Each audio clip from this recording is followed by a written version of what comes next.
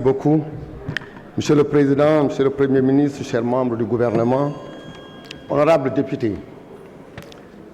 Honorables députés, vous avez posé une question extrêmement importante et effectivement, c'est la volonté du Président de la République, le Président Macky Sall, qui, dans sa vision, avait décidé qu'on crée au Sénégal des territoires viables, compétitifs et porteurs de développement durable.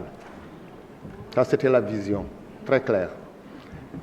Et également, il y a eu plusieurs objectifs spécifiques, mais l'objectif général était tout simplement d'avoir une politique nationale de la décentralisation qui parle de la gouvernance, des relations entre acteurs et du financement également des collectivités territoriales. Alors, si vous voulez, honorable, qu'on fasse un bilan des 10 ans, et il est évident que dans tout ce qu'on a fait au jour le jour, nous faisons le point. Et ce bilan aujourd'hui nous donne satisfaction pour dire qu'on va enclencher la deuxième phase de l'acte 3 à la décentralisation. Premier élément, la communalisation intégrale. Elle a permis donc les communes rurales et les communes d'arrondissement qui ont été érigées en communes. Ça a permis une gestion de proximité. On a réglé donc des questions d'équité. Et ça a permis également qu'à la base, d'installer donc des équipements et les plateformes minimales des infrastructures socio-économiques de base, de recruter également du personnel, on va en parler tout à l'heure, et faciliter le financement. On ne s'est pas arrêté là, toujours dans cet acte 3, la décentralisation.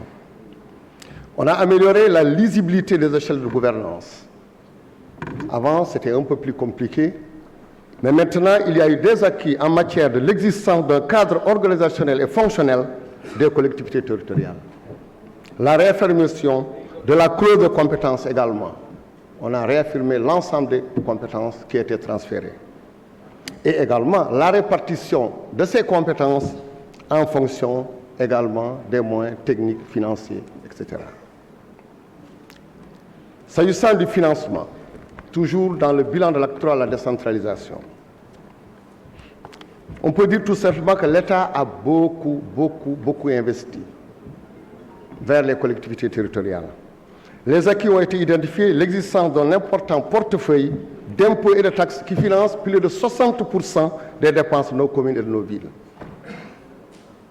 Il y a eu également la possibilité aux collectivités territoriales d'aller vers l'emprunt, les financements innovants tels que le fonds vert, les contrats partenariat public-privé, la réforme de la patente qui est remplacée aujourd'hui par la CEL, CLVA et CLVL, et également la finalisation de la réforme du fonds de dotation.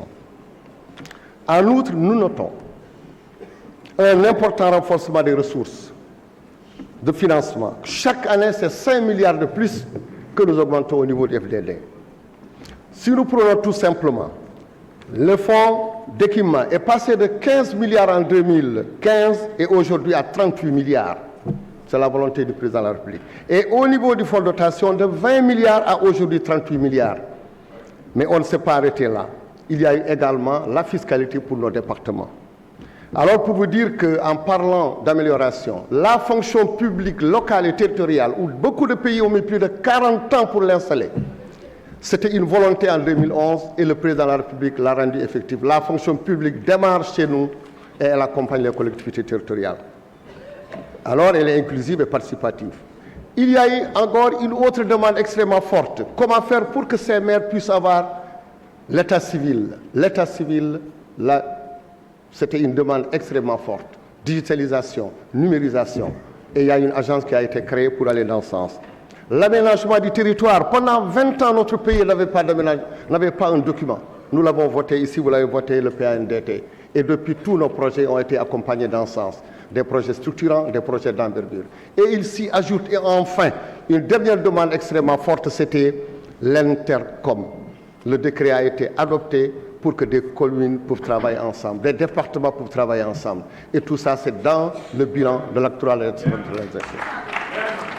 Et alors, honorable député, au final, nous dirons tout simplement que cette réforme, elle est extrêmement importante. Elle a permis à renforcer les responsabilités des collectivités territoriales, mais aussi en même temps les pouvoirs des autorités déconcentrées dans le sens d'une synergie d'action concertée pour le bien de nos populations. Je vous remercie. Merci.